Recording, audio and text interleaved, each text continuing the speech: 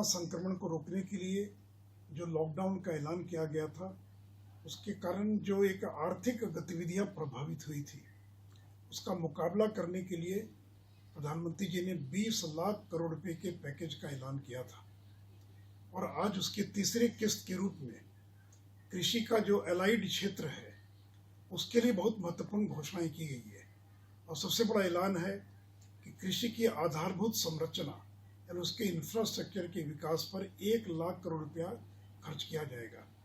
कृषि उत्पादन के भंडारण के लिए, उसके स्टोरेज के लिए, कोल्ड स्टोरेज, उसके भंडारण के साथ साथ कोल्ड चेन आदि संरचना के विकास पर 1 लाख करोड़ रुपया, और ये पैक्सों के माध्यम से, फार्मर प्रोड्यूसर ऑर्गेनाइजेशन के माध्यम से पैसा खर्च किया जाएगा। उसी प्रकार हर राज्य का कोई न कोई स्थानीय उत्पाद है। जैसे बिहार के अंदर मखाना है, पूरे दुनिया के अंदर सबसे ज़्यादा मखाना का उत्पादन बिहार में होता है। करीब विश्व की आवश्यकता का 80% मखाना बिहार में ही पैदा होता है। या कतरनी चावल है। तो हर राज्य का जो ऐसे लोकल स्थानीय जो उत्पाद है, उसको एक अंतर्राष्ट्रीय बाजार देने के लिए, उसको प्रोत्साहित करने के लिए 10,000 करोड़ रुपये का प्रावधान किया गया है।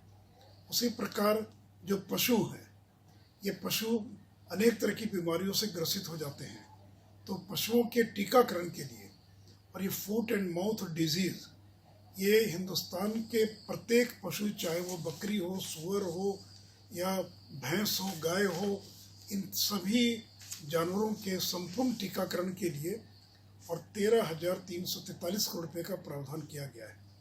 उसी प्रकार डेयरी के इंफ्रास्ट्रक्चर के लिए 15,000 करोड़ रुपया, जो मेडिसिनल और जो औषधीय जो पौधे हैं उनके विकास के लिए 4,000 करोड़ रुपये का प्रावधान किया गया है। और जो गंगा के किनारे का जो इलाका है, उसमें 800 हेक्टेयर के अंदर गंगा के किनारे मेडिसिनल प्लांट्स को लगाने को प्रोत्साहित किया जाएगा, और इसके लिए 4,000 करोड़ रुपये का प्रावधान किया गया है।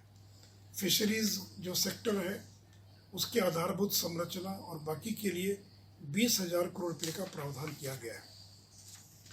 मित्रों, बिहार के अंदर मधुमक्खी पालन में बिहार पूरे हिंदुस्तान में दूसरे नंबर पर है, और उत्पादकता में हम पूरे देश में हम प्रथम स्थान पर हैं। हमारे यहाँ एक बॉक्स से 60 केजी शहद का उत्पादन होता है, और केंद्र की सरकार ने 500 करोड़ रुपया मधुमक्खी पालन को प्रोत्साहित करने के लिए ऐलान किया है।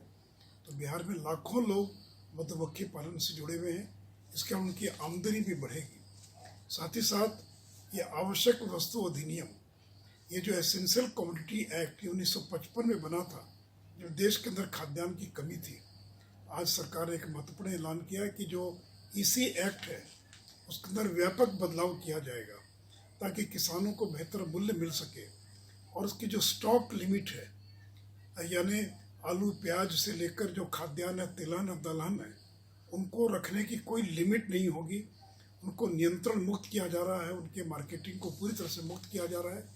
इस तरह की जो तमाम आज जो घोषणाएं की गई हैं, इससे किसानों की आमदनी भी बढ़ेगी, और इससे कोरोना संक्रमण के लॉकडाउन के कारण किसानों को जो भारी नुकसान हुआ है, उसकी भी क्षतिपूर्ति इसके द्वारा और हो सकेगी।